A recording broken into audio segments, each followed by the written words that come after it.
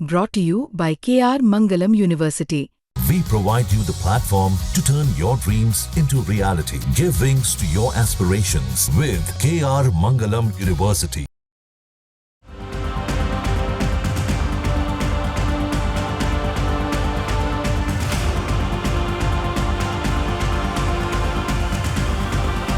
आज हम बात करेंगे एक ऐसे हमले की जो इतिहास के पन्नों में दर्ज हो चुका है, क्योंकि यह हमला हुआ रूस के अंदर, वो भी 4000 किलोमीटर गहराई तक।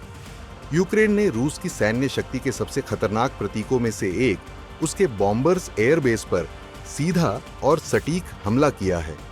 इस ऑपरेशन का नाम है ऑपरेशन वेब और इसके पीछे है यूक्रेनी खुफिया एजेंसी एसबीयू की 1.5 साल लंबी प्लानिंग। तो चलिए विस्तार से समझते हैं कि हमला कहां हुआ, कैसे हुआ और इसने दुनिया को क्यों हिलाकर रख दिया है। सबसे पहले जानते हैं कि आखिर कहां हुआ हमला। दरअसल यूक्रेन ने रूस के 4 बड़े मिलिट्री एयरबेस को निशाना बनाया, वो भी रूस के गहरे इलाकों में, जहां तक यूक्रेनी मिसाइलें या ड्रोन्स पहले नहीं पहुंच सकते थे। ये एयरबेस हैं बेलाया एयरबेस इरकुत्स्क ओब्लास्ट में, जो कि यूक्रेन से लगभग 4000 किलोमीटर दूर। यही पहला हमला हुआ। दूसरा है ओलेनिया एयरबेस मुर्मांस्क ओब्लास्ट में, रूस के उत्तर में। तीसरा है डियागिलेव एयरबेस रियाजान ओब्लास्ट में और चौथा है इवानोवो एयरबेस, जो इवानोवो ओब्लास्ट मॉस्को के पास है।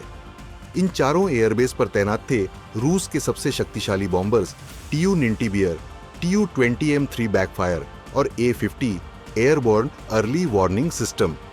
अब बात करते हैं कि ये हमला हुआ कैसे।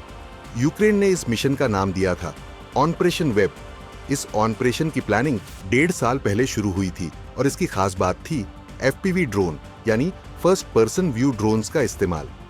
चलिए जानते हैं कि कैसे किया गया हमला। दरअसल यूक्रेन ने इन ड्रोन को लकड़ी के मोबाइल केबिन्स में छुपाया, फिर इन्हें ट्रकों में रखकर रूस के अंदर भेजा गया। जब समय आया तो इन ट्रकों की छतें रिमोट से खोली गईं और ड्रोन सीधे आसमान में उड़कर रूसी बॉम्बर्स विमानों पर निशाना साधने लगे। ये था low cost high impact warfare का असली उदाहरण। सवाल ये है कि क्या क्या तबाह हुआ। दरअसल एसबीयू ने दावा किया है कि इस ऑपरेशन में कम से कम 41 रूसी बॉम्बर्स को निशाना बनाया गया। इनमें शामिल हैं TU-95 जो लंबी दूरी की मिसाइलें ले जाने में सक्षम है, TU-22M3 जो सुपरसोनिक गति से हमला कर सकते हैं, A-50 एयरबोर्न रडार प्लेन जो युद्ध के समय रूस की आंख और कान माने जाते हैं। कुछ वीडियो में देखा गया कि कैसे एयरबेस पर खड़े इन विमानों में भीषण आग लगी है और उनमें से धुआं उठ रहा है। अब बात करते हैं इस हमले की लागत और असर की।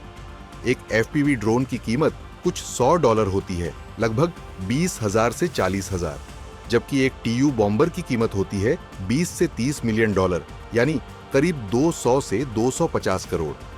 अगर 41 विमानों को टारगेट किया गया है तो रूस को हुआ संभावित नुकसान है 1 से 1.5 अरब डॉलर से भी ज्यादा, यानी कुछ लाख रुपए खर्च करके यूक्रेन ने अरबों का नुकसान पहुंचाया।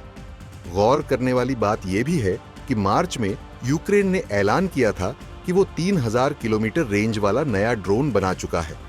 अब यह साफ है कि वो ड्रोन पूरी तरह तैयार है और इस्तेमाल में लाया गया है। इस ऑपरेशन से साफ है कि यूक्रेन अब रूस के सुरक्षित माने जाने वाले इलाकों तक पहुंच चुका है। रूस की एयर डिफेंस कमजोर पड़ चुकी है और दुनिया को अब ये मानना होगा कि ड्रोन वॉरफेयर ही भविष्य है। अब सवाल उठता है कि दुनिया क्यों हिल गई है इस ऑपरेशन को देखकर। दरअसल 4000 किलोमीटर अंदर घुसकर हमला करना असंभव माना जाता था। रूस की रणनीतिक गहराई अब टूट चुकी है। अमेरिका, यूरोप, चीन सभी देशों की सेनाएं अब अपनी एयरबेस सुरक्षा पर पुनर्विचार कर रही हैं। ये हमला दिखाता है कि छोटा देश भी स्मार्ट रणनीति से बड़ी ताकत को झुका सकता है।